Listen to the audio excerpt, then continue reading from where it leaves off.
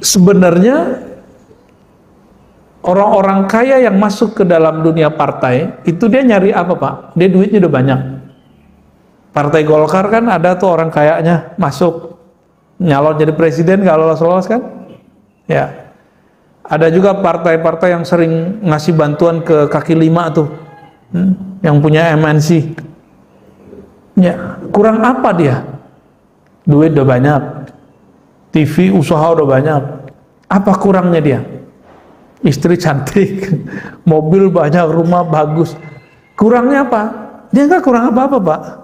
Dia pengen yang ini nih, mencari riasah, mencari kepemimpinan dan kemuliaan. Materi udah punya, nah dia mau cari imateri. Dia kira imateri itu salah satunya ingin berkuasa. Ya. Yang paling lucu, orang gampang dibisik-bisikin.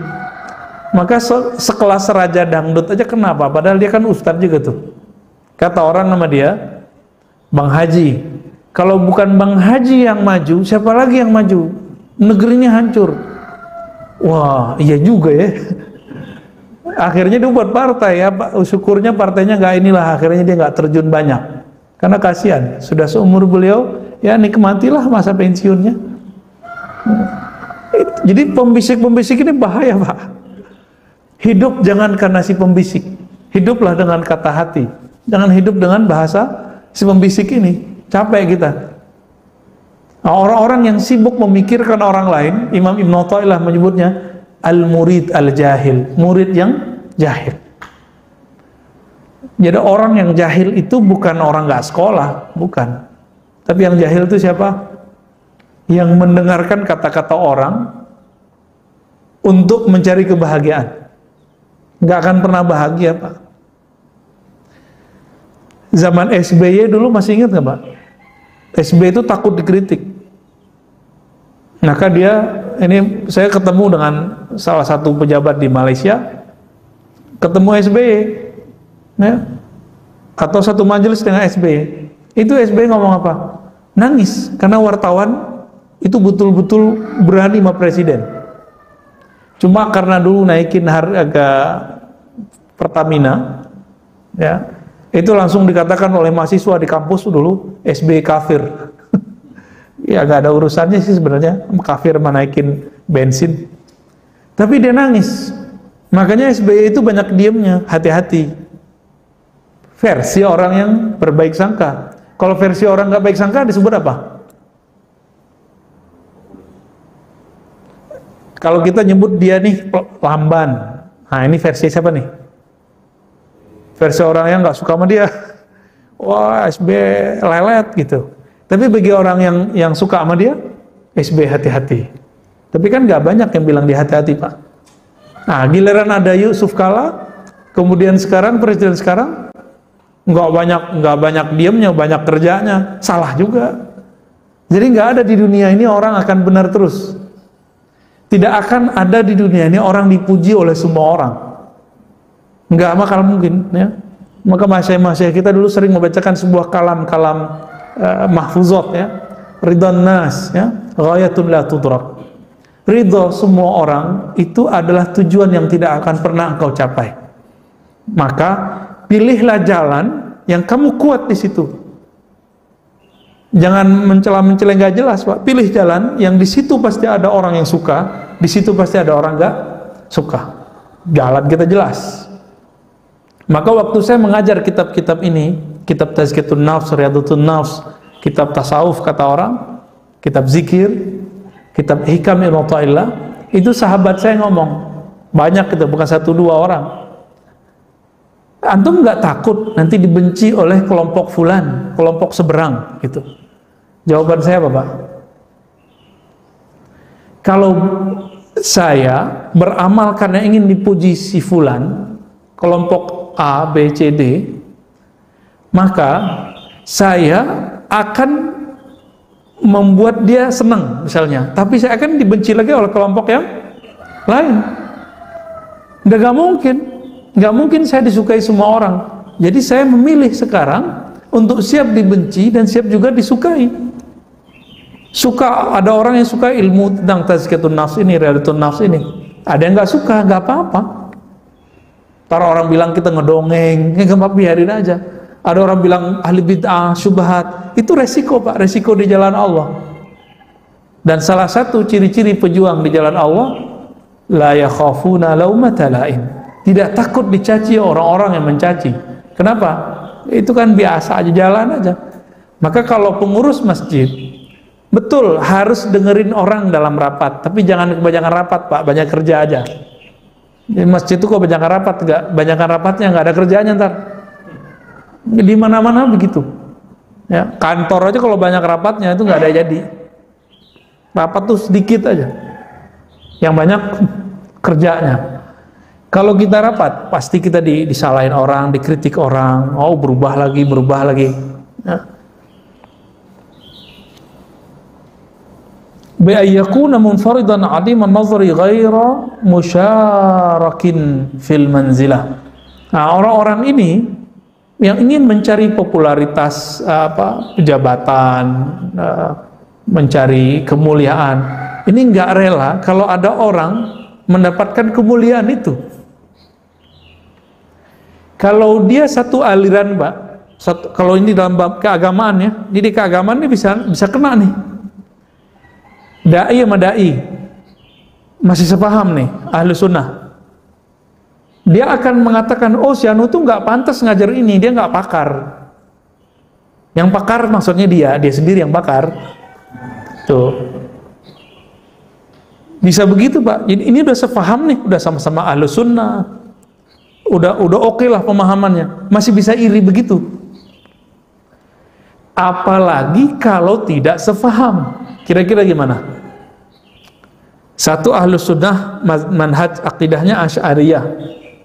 Satu ngaku ahlu sunnah manhajnya Salafiyah. Oh bisa lama Pak. Salam itu.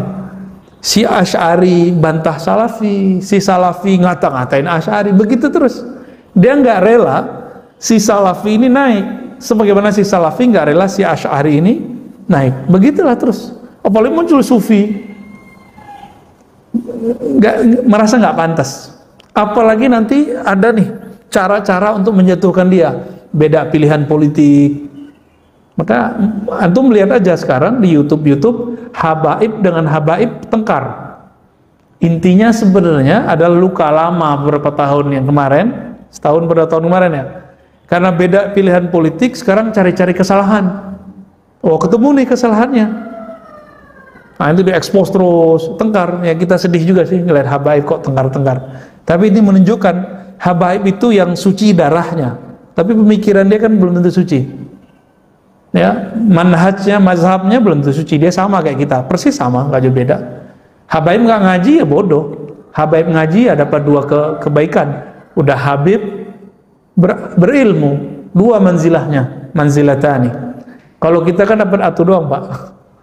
Nah, cuma kalau rohani kita bagus, bisa jadi kita pewaris rohani. Mereka juga pewaris jasmani. Lebih kekal yang mana jasmani sama rohani? Rohani. Maka Nabi mengatakan pewarisku bukan zuriatku. Nabi mengatakan pewarisku ulama. Al-ulama warasatul anbiya, ya. Jadi kalau beda faham, beda aliran, oh bisa kalimatnya begitu. Syubhat, ahli bid'ah, sesat. Bisa begitu, Pak. Udah sering lihat ya di YouTube ya. Pasti sering lihat begitu, ya. Kalau dia sefaham tapi beda popularitas, nanti paling mau jatuh-jatuhin. Nah, ini agak sedih kita ngelihatnya, ya. Dan yang terakhir, penyebab orang bisa hasad, khabathun nafs wa syuhuha bil khair li ibadillah. Ini yang paling parah. Emang pada dasarnya hatinya busuk gitu, kalau bahasa Indonesianya. Tapi kalau terjemahan harfiahnya, jiwanya itu kotor. Khabathun nafs wa syuhuha bil khair li ibadillah.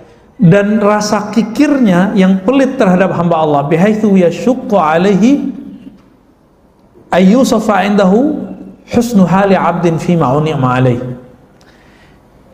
Dia susah menerima kalau ada orang mendapatkan kebaikan. Seorang dai, seorang artis itu nyesek Pak, si public figure ini kalau melihat si artis atau public figure atau si ustadz yang lain itu populer muncul, nyesek bagi dia. Ini ciri-cirinya, ya. Makanya mereka betul-betul jor-joran untuk menghabiskan dirinya untuk membuat followernya senang, ya. Nauzubillah min dzalik.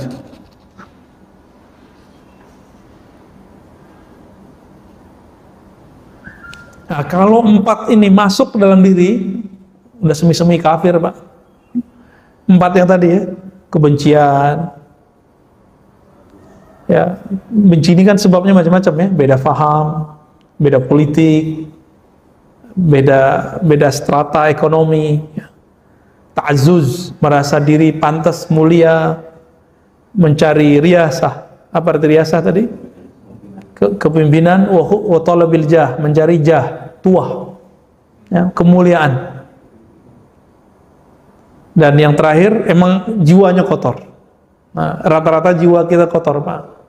Jadi jiwa itu pada dasarnya dia kotor. Meskipun dia kotor, kolbu kan ada cahaya. Maka kolbu ini nanti akan membersihkannya.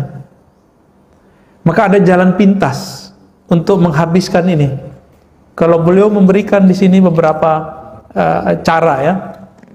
Jalan pintas untuk membersihkan kolbu dari penyakit-penyakit kolbu, khususnya hasad, adalah memasukkan nama Allah ke dalam kolbu. Artinya berzikir dengan kolbu sebanyak-banyaknya. Jika dosanya dosa fisik, cukup dengan zikir pagi sore selesai. Tapi jika dosanya di dalam diri, maka dia harus zikirnya zikir yang tersembunyi. Mirip seperti dokter, kalau lukanya di luar, pengobatannya di luar. Kalau lukanya, penyakitnya di dalam, itu harus dioperasi, benar nggak? Nah, operasi terbesarnya itu adalah zikrullah. Likulli syai'in siqalah. Begitu dalam asar riwayat Imam Baihaqi. Setiap sesuatu itu ada cara untuk membersihkannya, mengobatinya. Wasiqalatul qalbi dzikrullah, pembersih hati, penetral hati, pengobat hati hanyalah zikrullah. Nah, itu zikrullah kalau masukkan kolbu. Kalau dimasukkan ke pikiran bagaimana? Apakah kita akan hasad sama orang, sedangkan yang menurunkan nikmat itu siapa? Ini caranya nih kalau masuk ke akal. Allah, benar. Mungkinkah Allah salah menurunkan nikmat sehingga kita perlu iri? Kita nih senang sama seorang lawan jenis, laki ke perempuan, perempuan ke laki-laki. Tahu-tahu dia nikah duluan sama seseorang. Iri nggak? Pasti ada rasa iri Pak. Masa dia sih wajahnya biasa-biasa aja, kok nikah sama dia yang mukanya luar biasa? Itu perasaan kita. Ya. Pertanyaannya, mungkinkah Allah salah dalam menjodohkan? Tetangga kita dapat rezeki, kita mikir seharusnya saya itu. Teman kita dipromosiin, gajinya naik, kita berpikir seharusnya saya itu. Pertanyaannya diulang lagi, itu yang ngatur siapa? Allah bukan? Allah. Mungkinkah Allah salah ngirim rezeki orang ini? Kalau begitu, orang yang hasad, dia sebenarnya sedang berprasangka ke makhluk yang dapat nikmat atau kepada Khalik? Kepada Khalik. Saya kalau gitu bukan berarti Allah berada di satu tempat Pak ya. Ini menunjukkan Allah maha tinggi gitu aja. Secara mutlak, bukan tinggi arah. Allah maha hebat. Ini karena tubuh kita butuh isyarat. Ya. Jadi orang yang hasad itu, dia sebenarnya berprasangkanya ke siapa? Ke Allah. Itu masalah dia. Maka dosanya orang hasad ini bukanlah karena dia jahat ke makhluk Allah saja, tapi dia salah memahami tentang Allah. Dia menuduh Allah itu salah kirim. Nah, dan saya sudah berulang-ulang mengatakan, Allah itu apakah kalah canggih daripada JNE, Tiki, Pos? Itu kalau kita ngirim barang, namanya kita tulis, jalannya, rumah-rumahnya, kita kirim, nyampe nggak Pak? Mungkin ketuker nggak? Persentasenya berapa tuker-tuker? Kecil sekali. Ya mungkin 98% itu nyampe semua. Paling 2% rusak atau meledak di tenggelam gitu ya, atau busnya hancur yang bawa. Tapi di luar itu gimana? Banyak nyampenya kan? Itu yang tiap hari pesan-pesan Lazada, tiket.com, ibu-ibu tuh. Ya, mas-mas ini juga kayaknya nih sama kayaknya. Itu gimana? Salah kirim nggak dia? Enggak, paling salah kirim barang. Ya, kita pilih warna merah, dia kirim warna biru. Tapi nyampe barangnya. Kenapa? Alamatnya jelas. Rezeki Allah itu dikirim Pak dari langit. Wa mimma razaqnahum yunfikun, dan dari rezeki, dari barang nikmat yang kami rezekikan kepada mereka, itu mereka infakkan. Berarti ada kalimat kami rezekikan. Nahnu narzukukum, kamilah yang memberi rezeki kamu. Itu ayatnya jelas. Kalau terjemahan hari ini, kamilah yang mengirim secara rigid, detail rezeki kamu masing-masing. Maka tidak akan ada yang ketukar jodoh, nggak ada yang ketukar rumah, ketukar duit, ketukar gaji, nggak bakal ada. Kalau sudah paham begini, masih perlu nggak hasad sama teman yang pangkatnya sudah duluan naik, rezekinya sudah duluan naik? Ya, Ustadz masih atu aja Ustadz ya, masih atu dia. Ketemunya udah dua, iri, nggak perlu iri. Kalau emang jatah pasti dapat. Kalau nggak di sini ya di surga, kan gitu. Jadi orang-orang yang hasad ini, masalah dia sebenarnya adalah kepada Allah, kepada makhluk itu adalah turunannya. Karena dia terhijab, terhalang memandang Allah, tidak memahami Allah, maka dia berprasangka kepada makhluk, pada hakikatnya sedang menyalahkan Allah Subhanahu wa Ta'ala. Ada demikian, ada dua tuh obatnya. Yang pertama di kolbu, banyak-banyak zikir. Maka cari ahli zikir kolbu, nanti diajarin Pak cara zikir di kolbu. Jangan cuma zikir di lisan doang. Ya, Sayyidina Hasan Al-Basri mengatakan, saya suka zikir dengan tangan, zikir dengan lisan, dan dengan kolbu saya. Berarti ada zikir kolbu. Nah itu ditalkinkan dari ahli kolbu. Talkin itu dibimbing. Talkin bukan hanya untuk orang yang sakarat atau udah mati. Orang yang mau mati lebih butuh. Karena kita yang butuh Pak. Masalah orang iri nggak iri kan masalah di sini. Ya. Dan yang kedua itu dalam ilmunya. Nah, ilmu mengenai cara menghapus iri tadi. Ternyata iri ini berkaitan langsung dengan Allah Subhanahu wa Ta'ala. Semoga kajian ini bisa membuka sedikit yang terbuka dari kolbu yang mungkin menyimpan hasad. Semoga dengan kajian ini penyakit hasad di kolbu kita Allah sembuhkan. Amin ya rabbal alamin. Gimana Pak? Ada? Bapak Ibu, jika ada pertanyaan yang hadir di masjid, ya. Assalamualaikum. Maaf, saya masih kesulitan membedakan antara jiwa, nafs, dan kolbu. Oke, baik. Cara membedakan jiwa, nafs, ruh, kolbu gitu ya. Betul. Ini sengaja waktu di awal saya tinggalkan pembahasannya, karena Imam Ghazali juga beliau masih muter-muter di situ. Jadi ada yang disebut dengan pertama dari fisik dulu, jasad. Ini dia. Jasad kita ini mempunyai energi, energinya mirip dengan binatang. Energi itu ada pada apa? Ada pada nafs, disebut jiwa. Bahasa Indonesianya jiwa. Disebut sukma. Disebut juga diri. Tapi diri ini diri bagian luar itu dia. Ya. Nah, badan kaitannya dengan jiwa tadi. Ya. Lalu kita punya sisi lain, akal. Nah, ini masih di luar semua nih. Jadi sisi manusia yang di luar itu ada badan dan nafsnya, jiwanya, lalu ada akalnya. Nah, ini bagian terluar manusia. Jadi kita ini bukan satu sisi, Bapak, ya. Dan yang kedua, kita mempunyai sisi lain. Apa sisi lain dari kita? Sisi batin. Tadi zahir. Yang batin itu adalah qalbu, lebih batin lagi namanya ruh. Nah, Imam Ghazali masih muter-muter kadang. Bagi beliau nafs itu disebut ruh juga, kolbu itu ruh juga, padahal bukan begitu. Ya, di zaman itu beliau baru bisa menjelaskan sedetail itu. Di zaman ini kita sudah bisa menjelaskan lebih detail dari Imam Ghazali ya. Beliau bisa sampai ke sana udah keren ya. Kenapa? Karena ruh itu min amrillah, ruh itu amrullah. Ya, urusan Allah, hembusan Allah. Maka ruh ini tidak mati. Kalau nafs jiwa mati deh. Oleh karenanya di dalam Al-Quran yang wafat, yang mati itu nafs apa ruh? Kullu nafsin itu tuh Mumtaz Pak. Kullu nafsin, setiap nafs, nggak ada ayatnya kullu ruhin.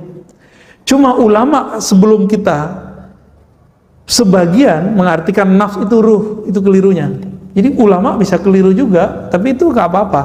Dulu bahasanya baru bisa sampai ke sana, gitu. Mereka itu membahasakan nafs itu jiwa, ruh itu inti dari jiwa. Padahal pembahasannya lebih dari itu.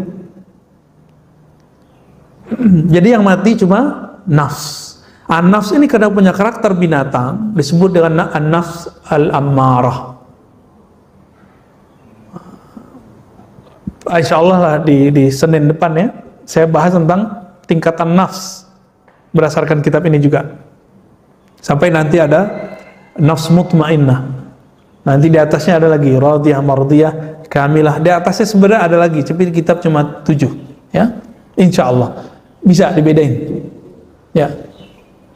Kalau kita kan kemarin yang kita mengkaji dulu awal Maret belakang Maret. Iya. Dan dalam semua kasus ini kayak kita harus memang ya pasti ada yang kita boleh. Kemudian kita harus menghalalnya apa dengan singkir. Penyakitnya jika dia di dalam diri, nodanya dihilangkan dengan zikrullah. Tapi paradigmanya harus dihilangkan dengan ilmu.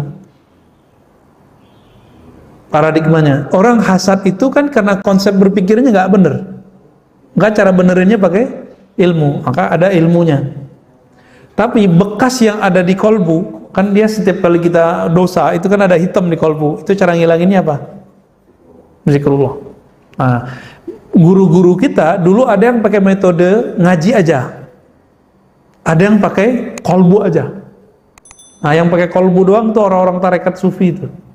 Dizikir aja.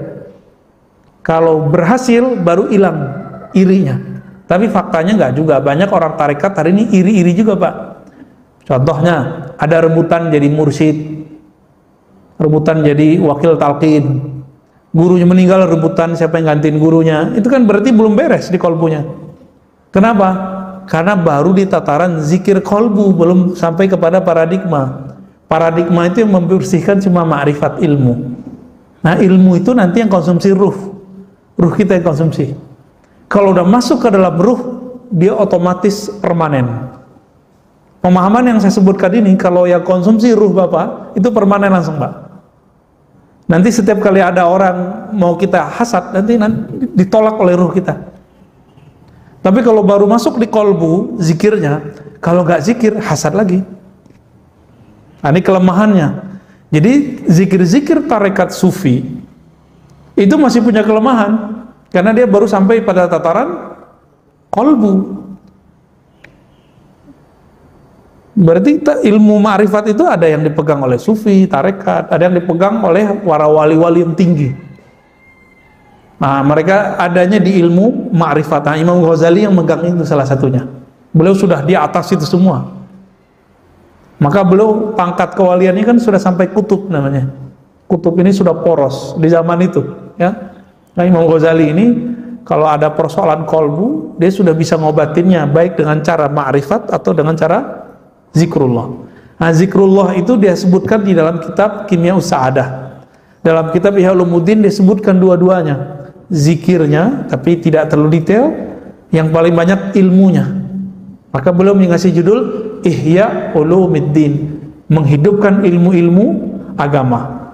Tapi orang terjebak dengan kulit-kulitnya. Yang dilihat hadisnya kok ada yang dhaif, gagal faham. Padahal maksud Imam Ghazali bukan itu.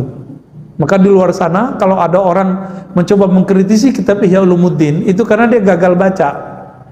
Tujuan Imam Ghazali kan bukan untuk menampilkan ini hadis dhaif tidak dhaif. Itu ke ahli hadis. Imam Ghazali ngomong kolbu, maka kalau mau kritisi Imam Ghazali, kritisi konsep kolbunya. Mau dikritisi tentang hadisnya, nggak nyambung ya. Nah, ini di luar ini kita lihat banyak yang gagal faham, gagal fokus. Ya ini zaman banyak gagal faham, Pak. Semoga kita dijaga oleh Allah SWT. Cukup ya? Ada yang mau dibacain? Ada yang ingin diajarin zikir bersikap Ustaz? Kalau ada ahli zikir di kampung yang nonton, ahli zikir bersanad ya, silakan belajar ke beliau. Gitu aja ya. Jadi nggak mesti ke kita. Dan saya tidak mengizinkan ngambil zikir lewat YouTube, lewat Facebook. Bagi saya itu haram. Karena nanti dia nggak bisa bedain pengalaman ruhani dengan halu. Ntar kalau datang ke dokter kan jadi bingung. Kamu mendengarkan suara-suara nggak? Dia bingung tuh suara-suara apa itu. Kalau dia ahli zikir bersanad, dia bisa bedain. Ini namanya mukasyafat, penyingkapan kolbu. Ini namanya halu, ya, halusinasi. Itu beda, Pak. Nah, dan kita sudah ketemu beberapa orang yang berzikir lewat YouTube. Kan di YouTube banyak ijazah-ijazah, nggak jelas sumbernya dari mana. Sekarang udah separuh-separuh gila. Ya, ada teman kita di Makassar kemarin ngabarin, dia ngambil ijazah-ijazah umum yang ada di YouTube. Gila Pak sekarang. Ya, tetangga saya juga tetangga teman kita yang ikut ngaji di Ribat juga cerita begitu. Iya nih teman kita ngaji lewat YouTube, zikirnya diamalin. Udah gini aja, kalau belum ketemu guru zikir, gak usah zikir dulu deh, ngaji aja, ya, ngaji aja. Karena zikir itu wajib ada pembimbingnya. Orang manah aja ada pembimbingnya, biar nggak salah panah. Zikir itu lebih dahsyat dari manah, Pak. Orang kesurupan cukup dibacain nama Allah di sini dia sembuh langsung. Itu kalau zikirnya oke di kolbunya. Kenapa ada orang meruqyah pakai baca Quran nggak sembuh-sembuh? Karena di kolbunya pembaca Quran ini belum masuk nama Allah dan kalam Allah itu. Tapi kalau kolbunya sudah masuk nama Allah, dia datang aja udah sembuh itu orang kadang. Kalau enggak juga ditepuk, kalau enggak ya diapain kayak gitu. Sembuh Pak biasanya. Kalau di kolbunya sudah masuk nama Allah. Nah kalau enggak nanti jadi aneh ya. Jadi tolong jangan belajar zikir lewat YouTube, lewat sosmed. Belajar zikir langsung ke ahli zikir. Karena zikir itu tempat jadi kolbu, harus datang ke ahli kolbu, bukan di kolbu YouTube. Ya, nggak ada kolbu YouTube Pak. Udah ya, saya rasa cukup teman-teman. Karena Allah, insya Allah jika umur panjang kita lanjutkan di Senin depan, besok mungkin dengan Ustadz Zulfikar ya. Jadi, baik.